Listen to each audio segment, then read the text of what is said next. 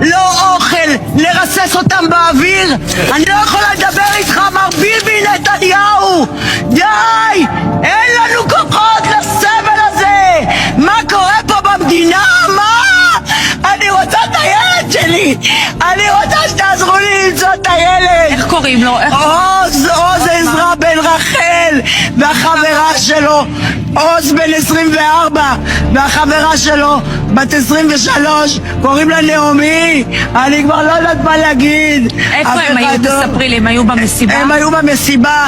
אתמול בשעה 6:45 הוא התקשר לבת שלי בווידאו, הוא אומר לה אני פגוע ביד, פצוע, יש פה ירי, מחבלים, יש לי ירייה ביד ובחזה. ואחרי כמה דקות באו אליהם המחבלים, אמרו להם יש לכם נשק? וזהו, ולא שמעו ממנו כלום. יש לי את הסרטון, הבת שלי שריטה, הוא והחברה שלו נהדרים, אף אחד לא נותן לנו אינפורמציה.